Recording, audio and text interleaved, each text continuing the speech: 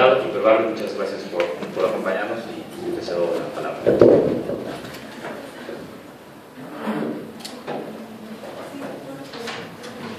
Gracias, buenas tardes, noches. Me estaba echando un ramo del estacionamiento, máscara contra primero ustedes. Bueno, yo quiero decir primero que cuando conocí este libro me sorprendió porque que yo sepa muy poca de la ilustración, de la caricatura mexicana, se lleva a estos que los gringos llaman el comic book, ¿no? Yo conozco algunas cosas de Peláez, de la banda del gallito inglés. Yo soy fan de los cómics. Yo aprendí a leer con Calimán, con Memín Pingüín. Iba a la escuela porque tenía que ir a fuerza, pues, pero donde realmente se aprendía a leer con lágrimas y mocos y esas cosas. Esa era nuestra lectura más cotidiana. Entonces, a mí me gusta mucho la historieta. He sido un fan declarado de la historieta. Y cuando encuentras un trabajo de estos, yo creo que se valora el cómo llevar la historia reciente de nuestra ciudad, de nuestro país, a la ilustración. Que bueno, me vale lo que diga el Fisgón y el Guerra, pero este vato es el más chingón de los tres chamucos. Y el Fabricio, tengo leyendo al Fabricio no solo en la jornada, sino en muchas cosas. Estaba leyendo en la mañana ¿A dónde vais, Monsiváis? Él hace el prólogo y ahí cuenta que el 19 de septiembre lo agarró Adela Portales en la calle Odessa, en un segundo piso. Tenías que 12 años, 17, 16. No, pues bien escucho. ¿Dónde te agarró el temblor? No es como Chicoche, ¿no? Pero luego le vemos. Así como los clásicos, con eso de la protección civil, que nació precisamente después del terremoto de 85, es el antes, el durante y el después, en las medidas de precaución. Por fortuna o por desgracia, habrá puntos de vista diferentes, hemos aprendido y no una cultura de protección civil. Yo creo que otro sismo de más de 8 puntos nos va a partir la madre otra vez y vamos a volver a juntar miles de muertos. No, y se viene. Se viene. Ojalá no llegue nunca, pero llegue. Yo no sé qué conozco de eso. Antes de los sismos, yo quiero decirles que había una lucha popular en el centro de la ciudad de los inquilinos. Yo tengo un registro por ahí vago del 66, la Unión Popular de Inquilinos en Martín Carrera, una colonia ya pegada a la villa, de Gustavo Madero. Y me acuerdo de que ya existía esta organización para evitar los desalojos de los inquilinos y los abusos de los caseros, porque en el movimiento de 68, la Unión Popular de Martín Carrera llevaba de comer a los estudiantes politécnicos allá al casco de Santo Tomás, cuando estaba la resistencia para que el ejército no tomara las instalaciones del Politécnico.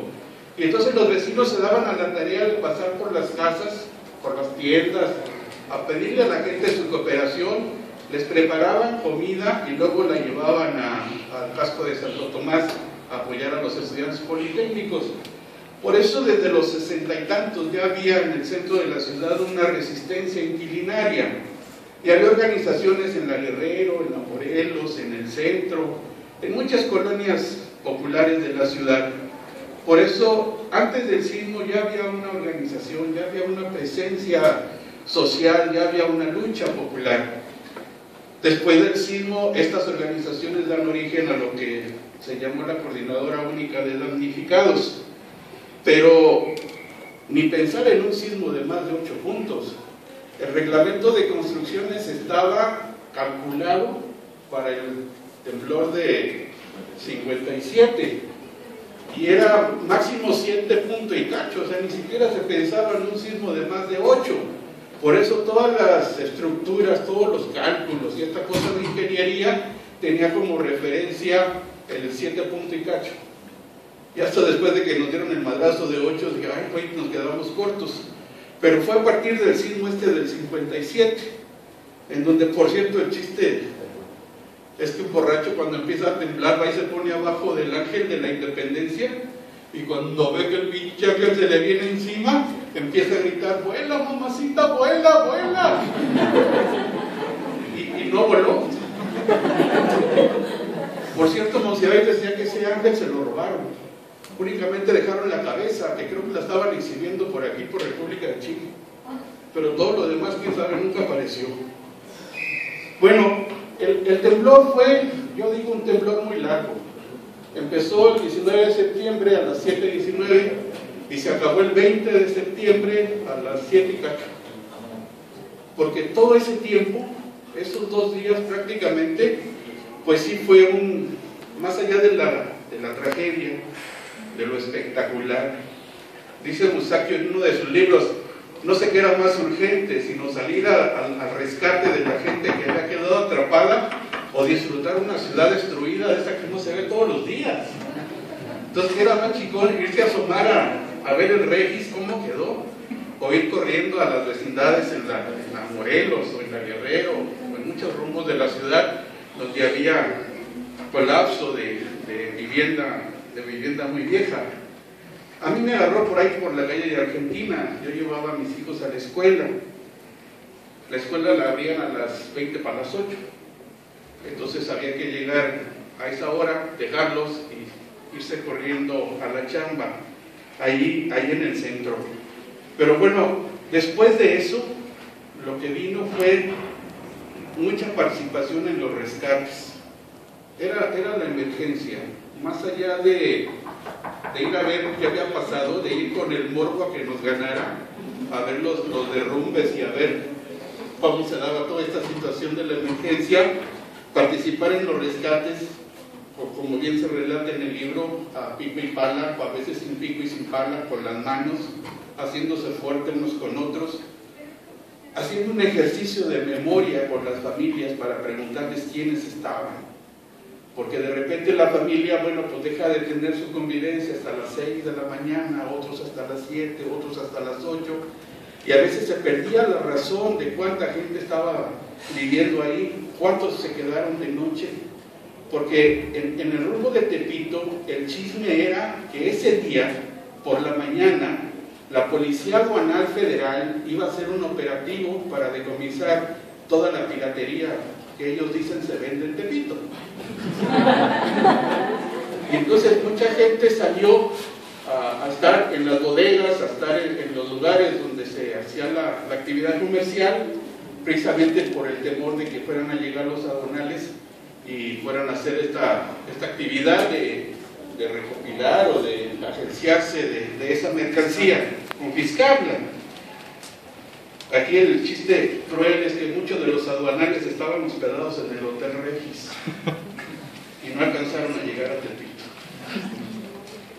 Parece novela negra, ¿no? Pero digo, no es bronca contra los aduanales, ¿no? En el Regis murió mucha gente y el mismo Hotel Regis pues era un símbolo de la ciudad. Y con los rescates, los campamentos, desde ese mismo día, y con los campamentos, la preparación del agua, la preparación de la comida, y luego empezar a traer agua, porque muchas tuberías se rompieron, porque había muchas fugas, porque el agua poca que se podía tener, pues se estaba desperdiciando. Y la gente haciendo labores en estos días del temblor, de agente de tránsito, de emergencia con las ambulancias, de conseguir compañeros que tuvieran un coche para transportar heridos a algún centro de atención médica, de buscar entre los vecinos enfermeras, médicos, gente que tuviera idea de primeros auxilios, de curar heridas, de participar en la atención de gente enferma. Y se improvisaban taxis, se improvisaban vehículos, pero la tarea principal eran las tareas de las brigadas de rescate. También las brigadas de seguridad, porque muchos inmuebles quedaron afectados, la gente se salió, pero había que poner guardia, porque de repente la rapiña también es canija, que había que cuidar las pocas pertenencias que la gente tenía de los predios afectados. Y también había labor de información. En esta vecindad, ¿cuántos viven? ¿Cómo se llaman? ¿Quiénes son? Y poder dar información a la gente que llegaba a preguntar por alguien.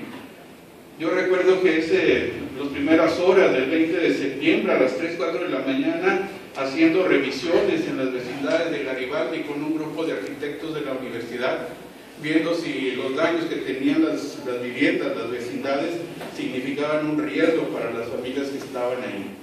Al otro día, el día 20, con el segundo temblor o el segundo terremoto, la gente ya nadie se quería quedar en su casa. La gente decía, bueno, pues el sismo pasó, sí estuvo de la chingada y muy feo y esto y lo otro, pero aquí nos vamos a seguir.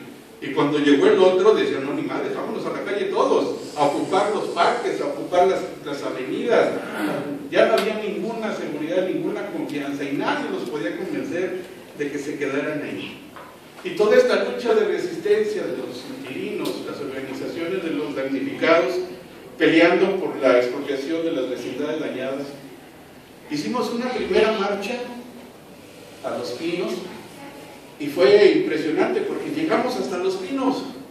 O sea, no nos pararon en Reforma ni en Chivatito, llegamos hasta la misma puerta de Los Pinos. Cuando en el movimiento urbano presumíamos de que ya con que nos recibiera un subsecretario, ya era un pinche logro importante.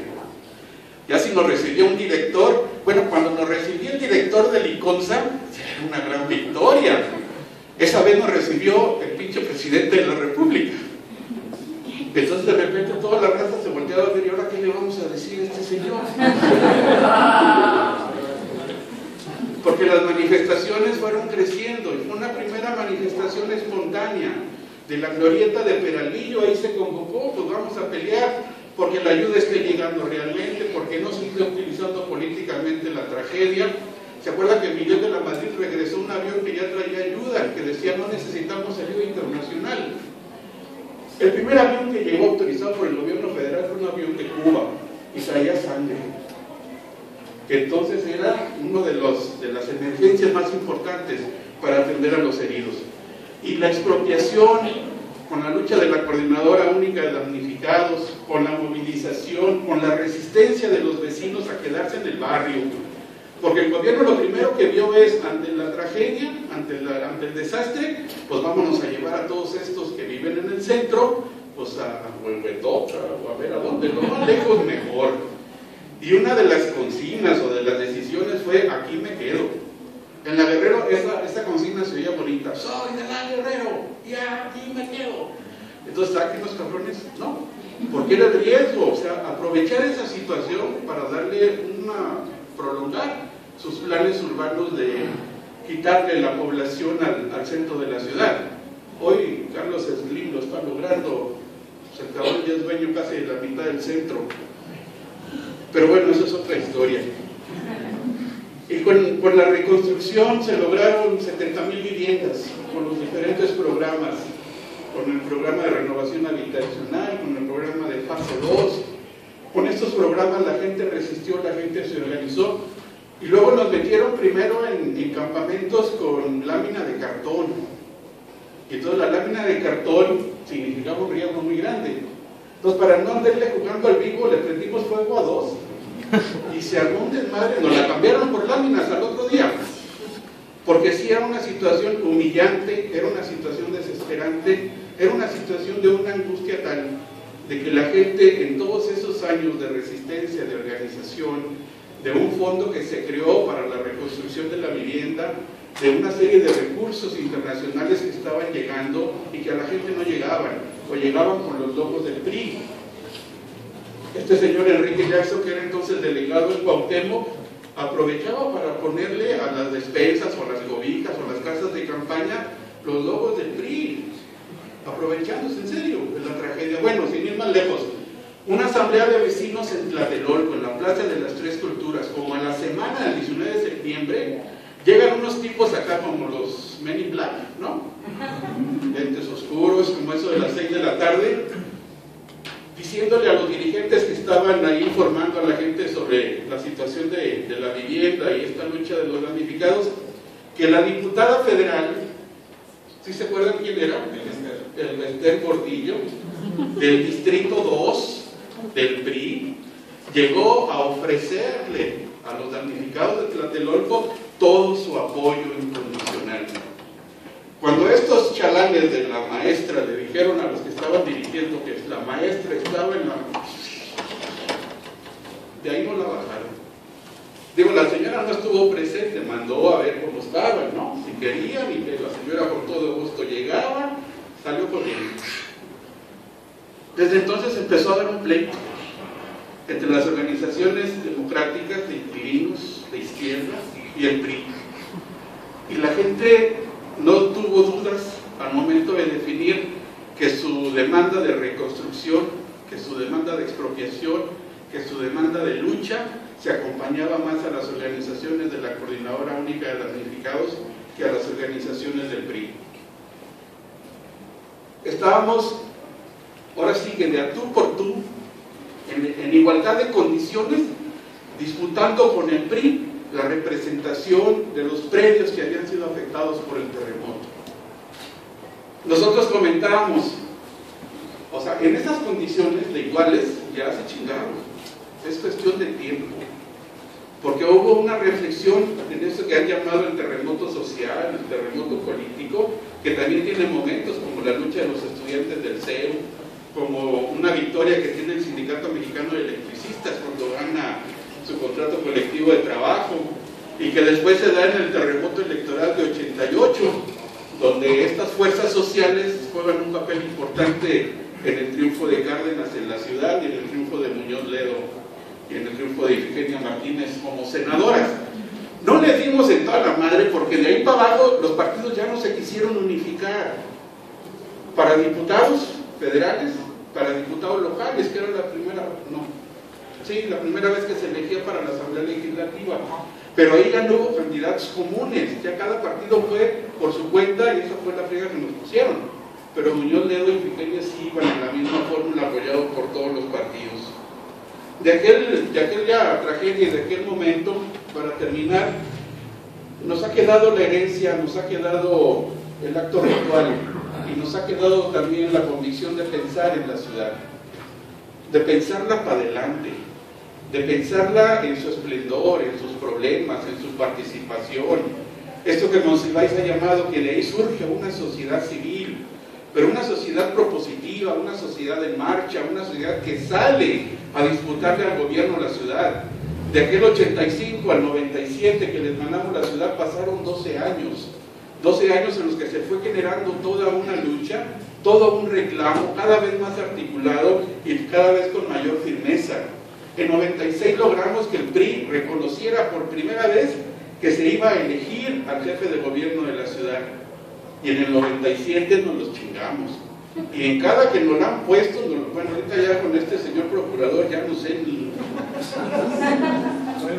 Pero hay que pensar en la ciudad, porque de aquellas frases memorables que decía el gobierno, cuando digo el gobierno digo Miguel de la Madrid, Ramón Aguirre, Carrillo Arena, de la CEDUE, Jacobo Camacho, Solís, ellos decían, hay que volver a la normalidad, que la ciudad vuelva a la normalidad lo más antes posible. Y la respuesta acá era ni madre, ya no queremos normalidad, queremos otra ciudad, queremos otra realidad, queremos otro futuro. Esta normalidad de ustedes nos tiene hasta la madre. No salgan a la calle, váyanse a sus casas, no ayuden, estorban y no sé cuántas cosas. Y cuando veías a los soldados con su fusil en los juegos infantiles en Tlatelolco, tú decías, no, pues a toda madre, ¿no? O sea, quédense para ver ese tipo de espectáculos. O cosas como aquello de que ya no hacen falta más las brigadas de rescate. Y cuando quisieron meterse a Nuevo León con las máquinas, con la maquinaria pesada para empezar a sacar, sin importarles que hubiera todavía personas atrapadas, ahí surge la figura importante de Plácido Domingo, surge la figura importante de los topos, surge una resistencia vecinal a que no se intervenga con maquinaria pesada hasta que no se tenga la seguridad de que efectivamente ya no hay nadie atrapado. Y cada momento y cada vida que se rescataba y cada esfuerzo era importante y era significativo por la victoria. Desde aquel momento, desde aquel terremoto, esta ciudad es otra. En las calles gritábamos que ¿En dónde está el dinero que el mundo nos mandó? Que no se hagan pendejos, el PRI se lo chingó, gobierno corrupto, por ti estamos de luto, y pensando en que esta ciudad era una ciudad que se hizo por primera vez de todos, que la gente la tomó herida en sus manos, la levantó, la sostuvo y la echó a andar.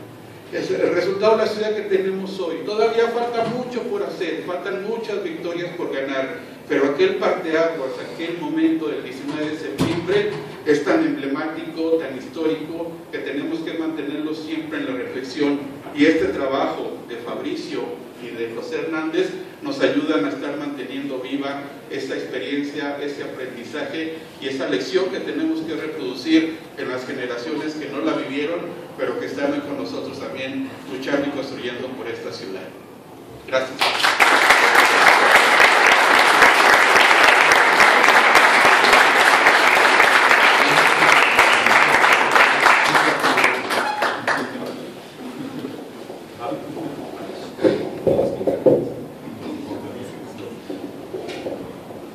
Bueno, pues muchas gracias por estar aquí, muchas gracias a Superman. Yo les quiero decir algo muy preocupante. Yo temo, realmente estoy temeroso de que hoy vaya a terminar. Les voy a explicar por qué. Por ahí de mediados de marzo del año pasado, Fabricio Mejía me habló por teléfono para invitarme a un proyecto del sexto piso de hacer un libro sobre el terremoto del 85. El libro era una novela gráfica. Yo le dije, pero ¿estás seguro de lo que dices? Yo jamás en mi vida he hecho novela gráfica. Yo nunca he hecho una historieta de más de 4 páginas en mi vida. Entonces creo, no sé si sea la persona adecuada. Y me dijo, no, sí, yo creo que sí, ya vamos a reunirnos con Diego, que es el editor, para platicar. Y quedamos de vernos el 20 de marzo a las 11 de la mañana más o menos en un café ahí en Coyoacán. Y empezamos a platicar del proyecto. Y yo creo que, como siempre sucede con todas las personas que vivimos desde el 19 de septiembre del 85, cuando se empieza a hablar del terremoto, pues empiezan a hablar de las anécdotas, de como dice Superbarrio, donde te agarró el temblor, qué pasó después, en los demás días, en fin. Y en lugar de hablar del proyecto, empezamos a platicar esas anécdotas cuando empezó a temblar. Y no fue un pequeño temblor, fue el temblor más fuerte que ha habido en la Ciudad de México después del 19 de septiembre, que fue el 20 de marzo del 2002. Fabricio comentaba que, curiosamente, los únicos que salimos corriendo del café cuando empezó a temblar más fuerte éramos los mayores de 35 años. Todos los demás se quedaron adentro, les parecía como algo muy gracioso. Pensamos que era una buena señal, una señal divina que nos decía, tenemos que hacer este proyecto, tenemos que hacer esta novela. Y pues efectivamente empezamos a trabajar. Yo firmé el contrato del libro el 19 de septiembre del año pasado, y fue casualidad también, me di cuenta después, cuando estaba firmando, que ese día era el 19 de septiembre. Y el día que entregué el libro, ese día tembló. Entonces, por eso, yo espero que no suceda, ¿verdad?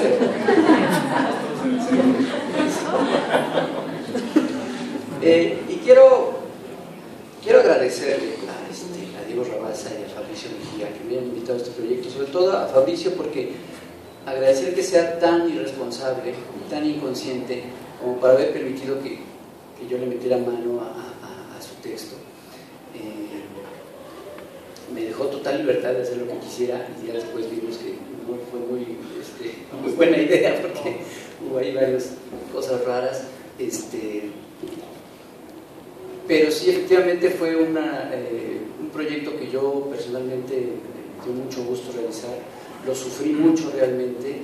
Entré al proyecto incluso con pena, por el respeto que le tengo a verdaderos historietistas mexicanos que son extraordinarios. Superbarrio mencionaba algunos, Ricardo Peláez, la gente del Diario Ilustrado, Edgar Clement, el mismo Bev, en fin, toda esta gente a la que yo admiro y respeto mucho. Entonces sentía como que estaba metiéndome en un territorio que no era mío, que era de ellos. traté de hacerlo lo mejor posible y empecé a trabajar por ahí de abril más o menos del año pasado, abril, mayo, empecé a leer toda la literatura disponible sobre el terremoto. Yo vivía el terremoto, evidentemente, yo tenía 19 años, estuve también en unas brigadas, pero no es lo mismo haberlo vivido desde un punto de vista a conocer todas las cosas que sucedieron detrás de esto, todo lo que, por ejemplo, los datos que ahorita Superbarrio nos comentó. Entonces empecé a leer, evidentemente, el libro de Poniatowska, el libro de Monsiváis, el de Musacchio, de en fin, varios libros.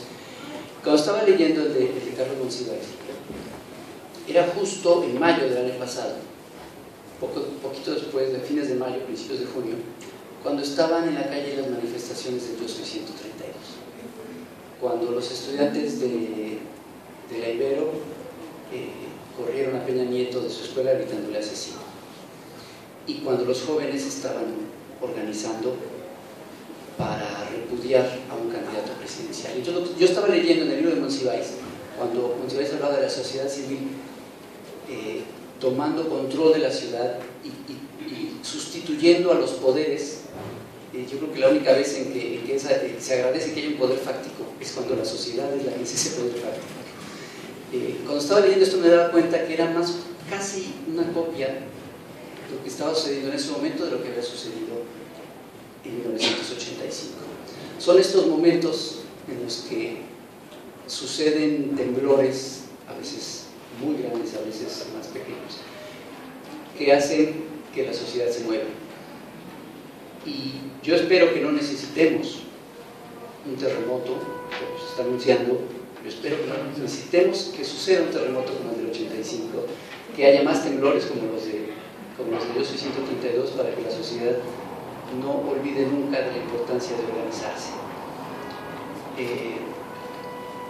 Efectivamente, esta historia que cuenta Fabricio, esta historia que me contó con palabras y que yo destrocé, tasajeé y la volví a contar, pero con monos, es una forma de ver lo que sucedió en 1985 desde la óptica de estos personajes que eran como cualquier otro, que salieron a las calles a apoderarse de la ciudad. Una ciudad, como bien dice el protagonista de la novela, una ciudad que nunca fue de él. En el momento del terremoto decidió salir a rescatarlo.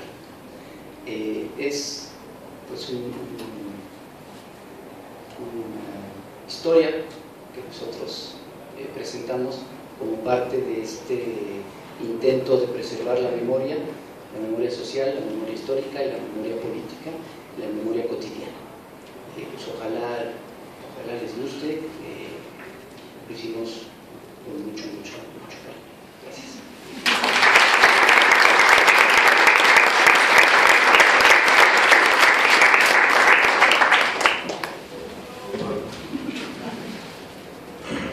Pensé que faltaba alguien más. No, bueno, pues yo le agradezco por supuesto a Sexto Piso, le agradezco a Diego Rabasa, a José Hernández, le agradezco a Superbarrio haber venido hoy en esta sala tan calurosa con este abrigo que traes y el pinche frío de afuera, ¿verdad? Ya no sabemos qué hacer. Y les agradezco a todos ustedes haber venido. Yo simplemente voy a decir un par de cosas, no me queda mucho más que decir después de las intervenciones y de las fotografías del video, aunque no pudimos oír la música, pero la música era el Distante Instante de Rodrigo, que sin duda es uno de los emblemas, no solamente del terremoto, sino de ese tiempo de la ciudad. Esa música es el tiempo de la Ciudad de México en esos años 80. Yo diría dos cosas. Una, sí, se trata efectivamente de darle, digamos, elementos a una nueva generación para que sepan qué fue lo que pasó en el 85, por qué la ciudad desde esa época es una ciudad que está organizada como está organizada. Todos los movimientos, digamos, urbanos, de inquilinos, por el pago de la luz, por lo de la basura, por lo de la... ¿Me vas a poner la música encima de la voz? No, gracias. Todos los movimientos que se organizan en torno a cada pequeña cosa cotidiana que sucede en la Ciudad de México tienen que ver con el resultado del 19 de septiembre. Y el resultado del 19 de septiembre fue muy claro. Fue una autoridad que había sido sobrepasada, que era incapaz. Esto incluía al presidente Miguel de la Madrid, que ya sabemos que fue presidente nada más para dirigir el Fondo de Cultura Económica, y al regente en ese entonces, Ramón Aguirre, y a Carrillo Arena, que era el de Vivienda, y se te olvidó comentar el superbarrio al que se escapó con todo el dinero, ¿no?, de renovación habitacional. Y entonces, digamos, frente a esa autoridad, la sociedad sale a la calle y ayuda a rescatar una ciudad que, como dice el protagonista que decía Hernández, es una ciudad que no era de ellos, pero que cuando se cayó dijeron vamos a recuperarla, ¿no? Y entonces, en ese sentido, digamos, esa es la expresión, digamos, del cómic o de la historieta o de la novela gráfica, como le quieran llamar. Todo esto depende de la sutileza de esnovismo que tengan ustedes en su espíritu. Hernández le llama el texto de Fabricio con los monos, con mis monos.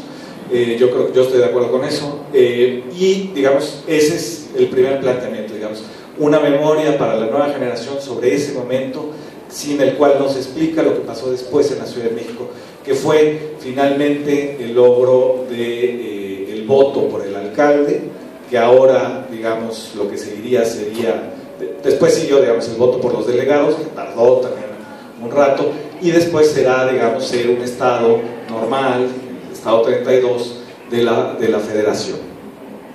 Y por otro lado, es una historia íntima, es una historia de lo que a mí me pasó y a un grupo de gente, que éramos, digamos, nos conformamos en una brigada instantánea el 19 de septiembre, a las 10 de la mañana ya éramos una brigada, para tratar de encontrar gente en el subsuelo, para ayudar, para hacer de comer, para llevar ropa, para llevar el éter que se necesitaba. Me acuerdo perfecto que Toño Lascano, ese gran científico genetista mexicano, estaba ahí en un estadio rociando a los cadáveres con éter para que no se pudrieran y podérselos entregar a sus familias. Bueno, toda esa labor, digamos, también incluye, digamos, pues una historia íntima de pues, quiénes éramos los que teníamos 16, 17, 18 años en esa época, cómo eran nuestras familias, qué estudiábamos la prepa, cómo nos transportábamos por la ciudad, qué quería decir la ciudad para nosotros, qué querían decir las mujeres, no mucho, qué quería decir el rock en español, un poco, a pesar de que nos los arruinaba el Rock 101.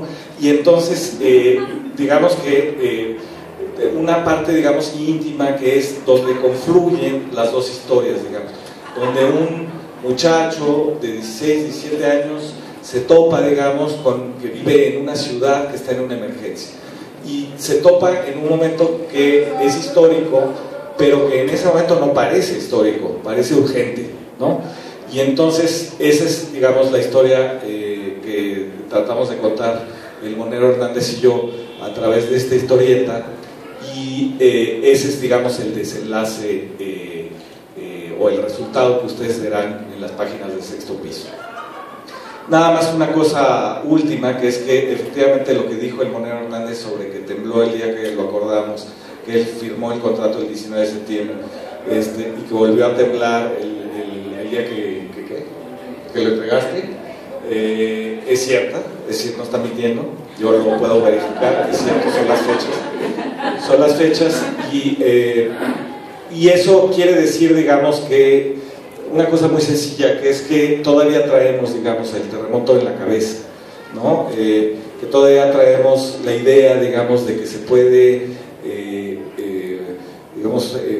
entrar en una frecuencia social, cultural con los demás, que todos estos 30 años de neoliberalismo, o como ya lo llamo neosalinismo, donde lo único que importa es la persona, el individuo y el logro, el mérito personal, el hombre más rico del mundo, el Chicharito mete muchos goles en Europa, no sé qué. No, hay una frecuencia distinta que todavía tenemos en la cabeza, que es la frecuencia cultural y social de la Ciudad de México, donde todos nosotros podemos vibrar y ser una frecuencia al mismo tiempo en momentos en que hay que defenderse o del poder o de la tragedia.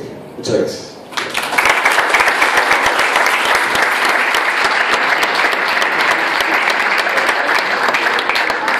Bueno, vamos a intentar ver el video. ¿Pueden ayudar con la luz, por favor?